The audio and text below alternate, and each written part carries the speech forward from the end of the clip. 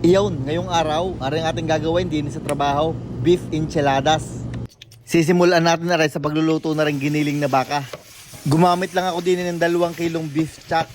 Ikinalat ko lang yan diyan para madaling maluto. At habang ginigisa natin ng ating giniling na baka, magagayat muna tayo din ng bawang. Ang ginamit ko din ay mga 2 ulo ng bawang. Magagayat din tayo din ng sibuyas. Ang gamit kong oras sibuyas na puti, mga 3 piraso. Gagayatan nyo lang ng pagayaan, pa-dice. Ngibitan nyo na agad para hindi kayo mapaiyak. Sasamahan din natin na rin ng carrots.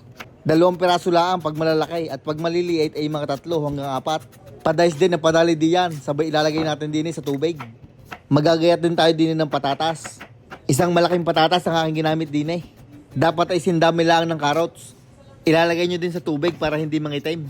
At pag nag-brown na ang ating nilulutong giniling na baka, isasama na natin din ang ating sibuyas at saka bawang.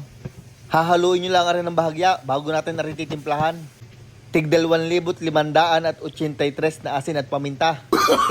Maglalagay din tayo din ng ground cumin. Madami-daming taktak para mas malasa.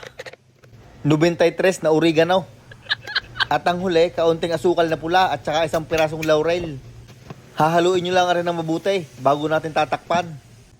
At pagkalipas ng mga 7 minuto, nilagyan ko naman na rin ng kaunting toyo at saka kaunting kalamansi. Naglagay nga din pala ako ng 1 tasang enchilada sauce. Pwede din namang tomato sauce na lang ang inyong ilagay. Nung yan ngay nahalo ko ng mabuti, inilagay ko na rin yung ating ginayat na patatas at saka carrots. Ang maibibiling ko lang sa inyo ay humanap kayo ng malaking lutuan. Ay hirap na hirap akong haluin nagpapatakan. Tinakluban ko lang yan ng mga 10 minuto.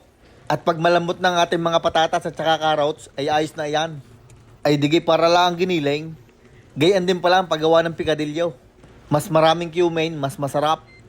Hinango ko ng aret, nilagay ko sa malaking lalagyan para mas mabilis lumamig. Ikakalat nyo lang.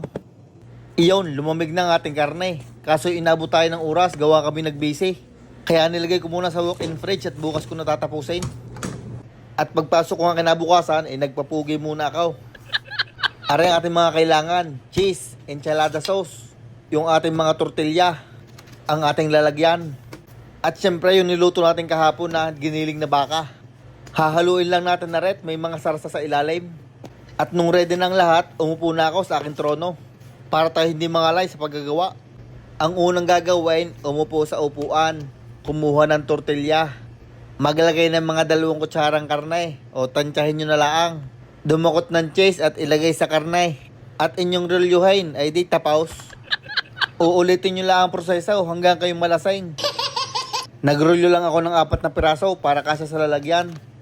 Tapos nilagyan ko lang ng enchilada sauce din sa taas. May nabibiling enchilada sauce o kaya gumawa na lang kayo. Sunod doon ating buburbura ng cheese hanggang medyo matakpan yung ibabaw.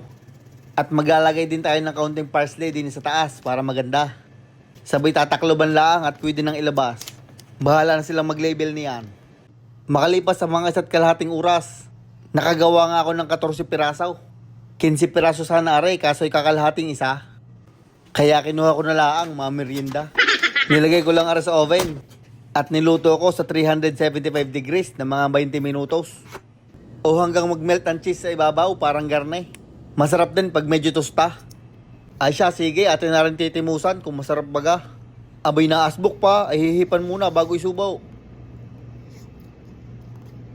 Abay masarap, kaso'y kainit. Isa pang subo at magbibisi na, itatago ko muna.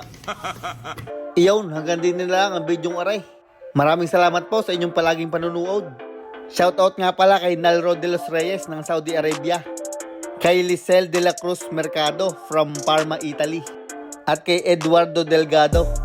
Salamat sa suporta mga idol at mag-iingat kayo palagi.